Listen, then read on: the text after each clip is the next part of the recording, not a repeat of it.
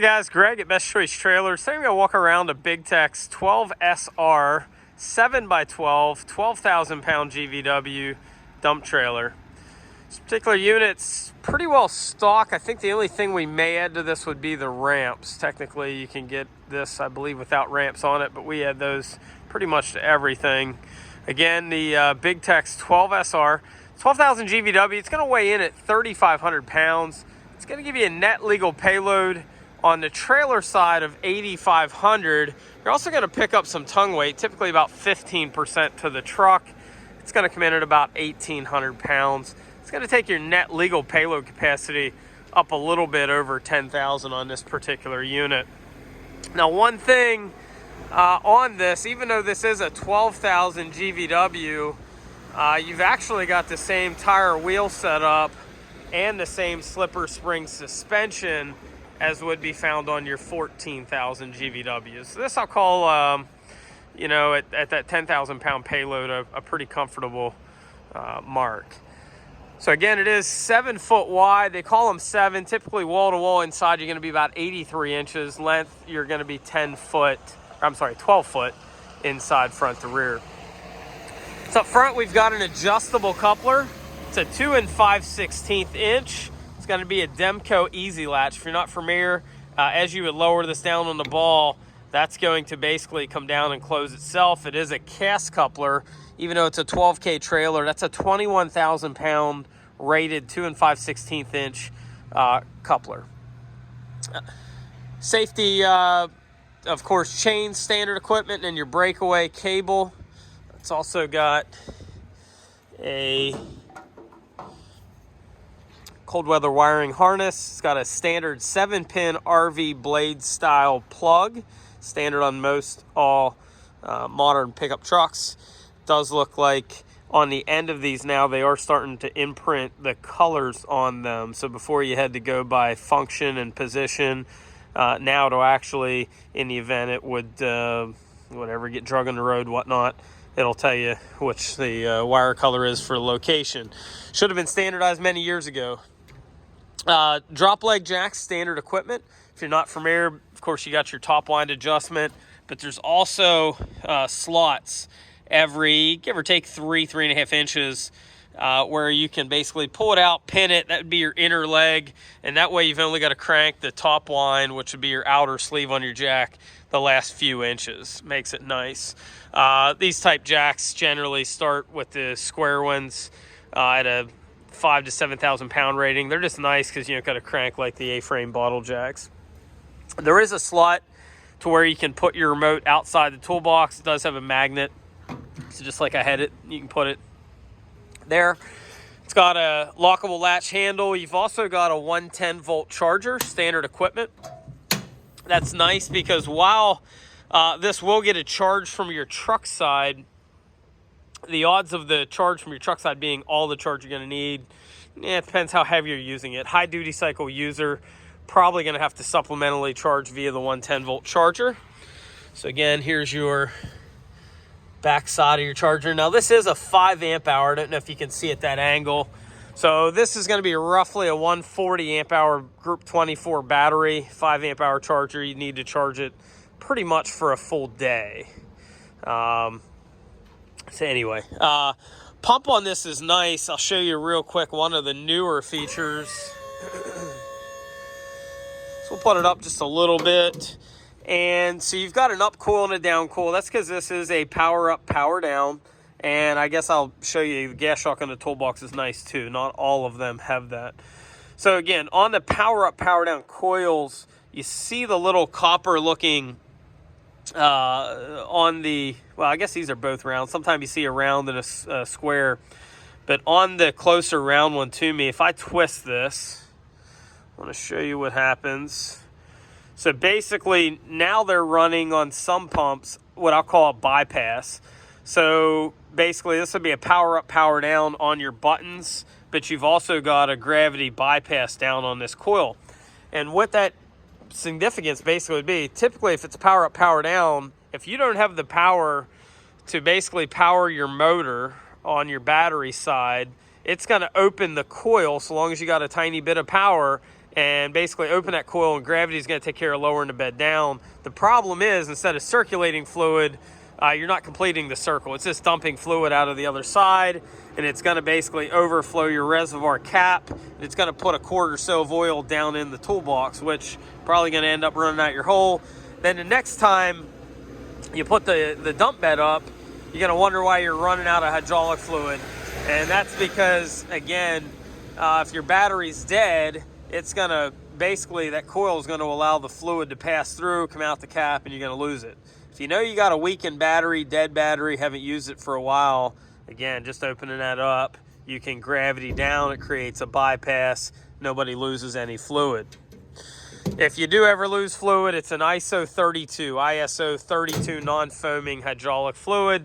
It's what most everybody in the industry uses, generally readily available at most hydraulic shops. It is prepped for a tarp kit standard equipment, has a 6-inch channel tongue standard, has a 6-inch tube mainframe standard, and then it's got a 6-inch bed frame, all standard equipment.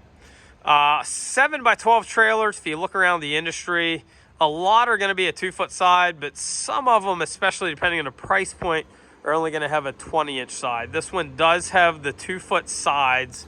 It looks a little bit taller. It's because it is. It's 2-foot sides on it.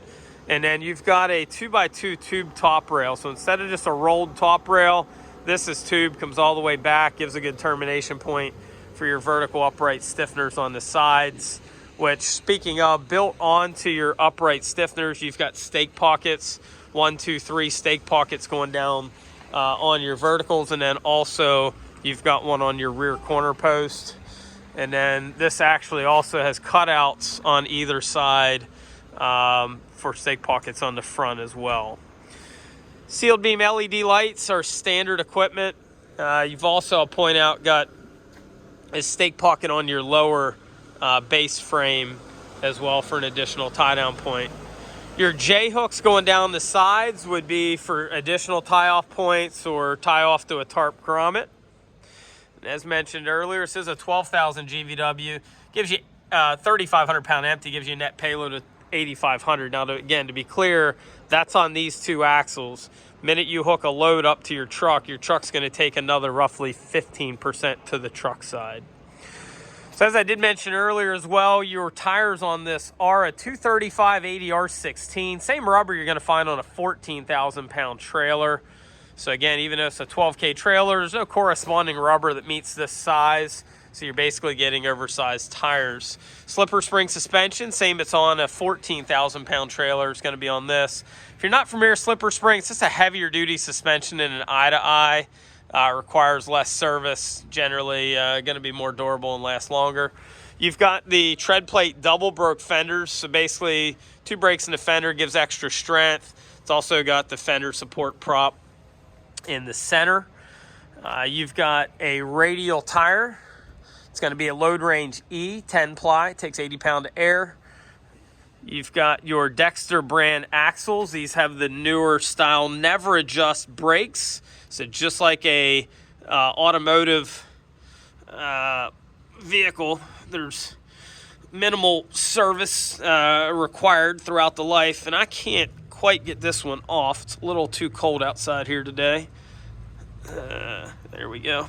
So basically, you've got a grease zert behind these axles. They call them Easy Lube hubs. And basically, a homeowner with basic hand tools, you can do your own bearing maintenance on this.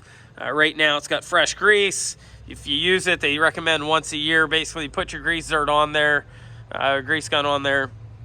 And when you see the fresh grease come out, you would stop. Otherwise, you can push the axle seal out.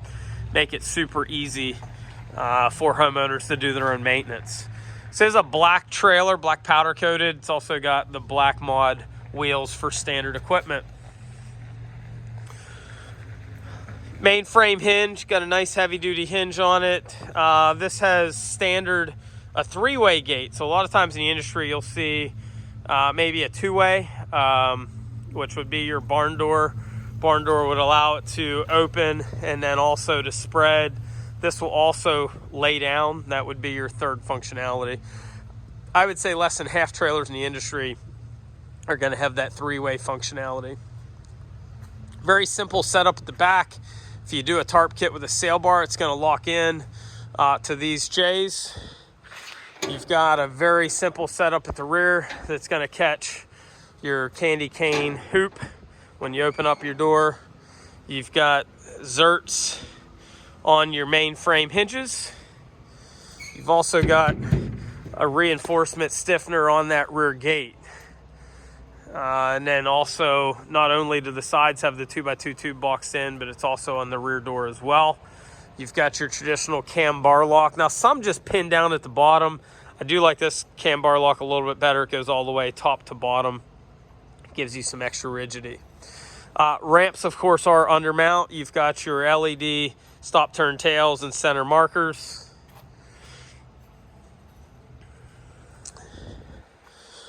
Continuing to move around the trailer here a little bit. Again, it is 7 foot wide, 12 foot length, 2 foot sides. Going to get about 168 cubic feet. I'm not sure exactly in yardage what that comes out to. Divide it by 27. I think you end up right around 6 yards on one of these, I believe, with the payload that this is capable of. Certainly shingles and construction debris and drywall and tear outs, all that stuff would be light in weight. If you put something like sand or stone or similar, you're only going to fill the trailer to a fraction of the sidewall height. Let's take a peek underneath the trailer here.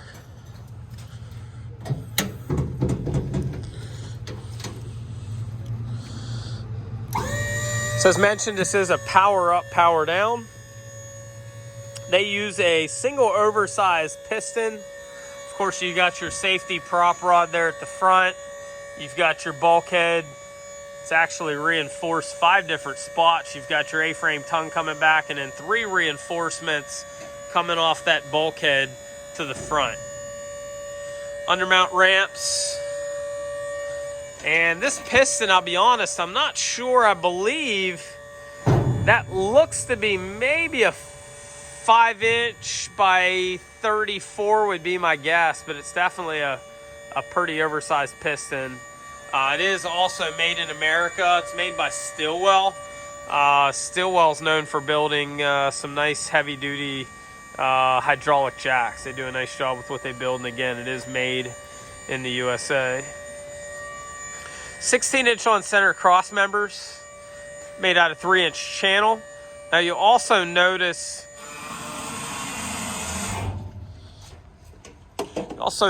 that it's got reinforcements going from the main frame to the rear, and then you've got your channel runners, or what we call bed frame runners, running front to rear in a trailer as well. It ties your hoist together to it. Again, Dexter brand axles. These are straight axles, which preferred over your drops. Drops tend to be a little bit more problematic. You put a lot of pressure on that drop spindle. Folks, if you got any questions on this particular unit, feel free to give us a ring. It's 717-220-4220, or you can visit us on the web at bestchoicetrailers.com. Thanks for looking.